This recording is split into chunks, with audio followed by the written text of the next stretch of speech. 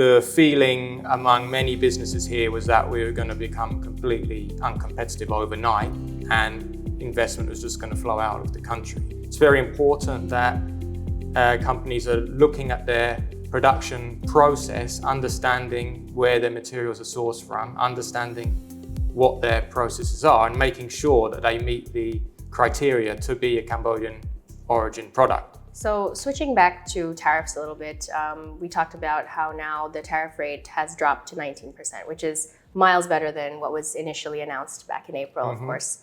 And in a sense, I think there is some discussion about how this has now kind of leveled the playing field, because Cambodia's main competitors in the region have received similar tariff rates as well. Like Vietnam has 20% and other manufacturing hubs have also maybe received like 19%, for example. So do you think that this is like an actual level playing field, and will this then maybe have less of an impact on Cambodia and its, as we've acknowledged, maybe reliance on exporting to the US market? Or is there still something that Cambodia should be worried about?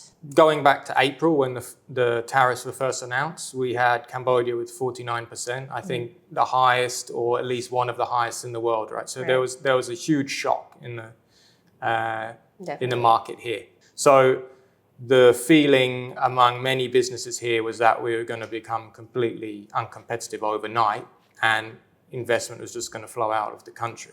Yeah. So I think now that things have kind of settled at 19% and you've got other regional peers with similar kind of rates, 19, 20%, there's overall a feeling of relief. And I do think it levels the playing field a lot. I think one thing we need to be conscious of still is, probably know from the agreements, but they have the clause around the transshipment 40% penalty, right? So we know that a lot of manufacturers here are using products imported from China or from other countries and then manufacturing in country and shipping to the US. So it's very important that companies are looking at their production process, understanding where their materials are sourced from, understanding what their processes are, and making sure that they meet the criteria to be a Cambodian origin product. And I mean, part of that deal that Cambodia managed to negotiate with the US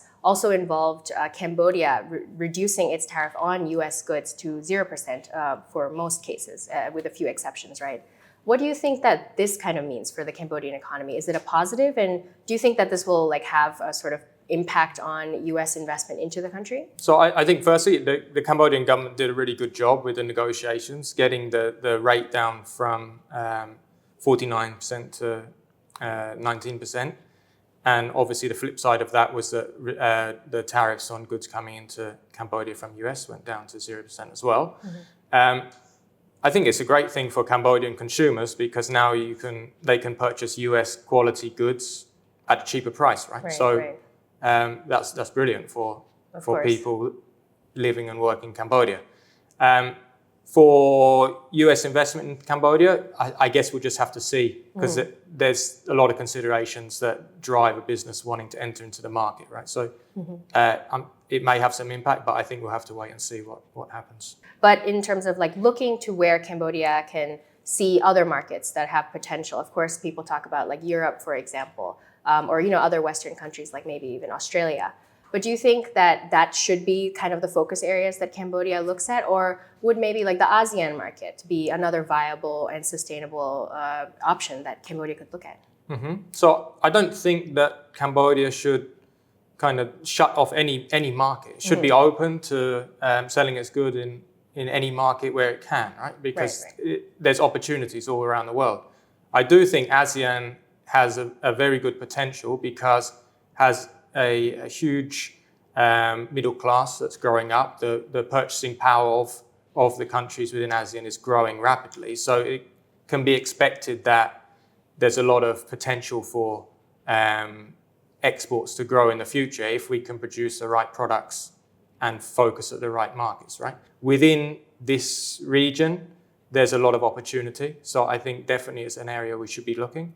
But at the same time, we don't want to close our eyes to US and Europe because there's also a lot of potential there as well. So the focus should be on making the products that people want to buy, and then it'll be easier to sell them where we want to sell them, right? So overall, like what would you say are the main key points that Cambodia needs to now focus on to really and truly achieve that export diversification in the future? So I think key thing for me would be to try and start moving up the value chain because, like I mentioned before, historically, focus has been on kind of low skill manufacturing.